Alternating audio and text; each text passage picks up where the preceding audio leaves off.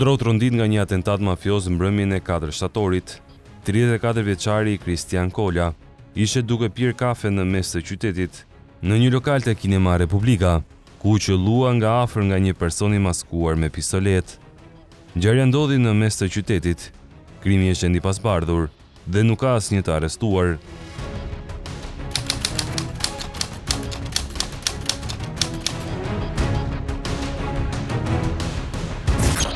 Dy të vrarë dhe 2 të plagosur ishte bilanci një atentati që tronditi Shkodrën mëngjesin e datës 8 shtator në një lokal pranë bashkisë së qytetit.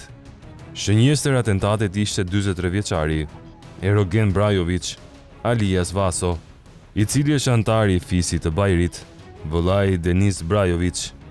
Nga atentati mbeti e plagosur edhe kamarierja 25 vjeçare Meri Kaceri, ndërkohë i vdekur mbeti Armando Pali dhe Liridon Kraja, 31 vjeç, truproja Erogen Brajović.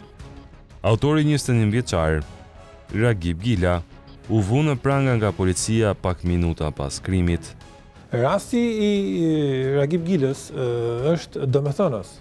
Nëse nuk do kishim reagim shpejt dhe neutralizim të autorit, mund kishim ngelur pa zbardhje. Pse?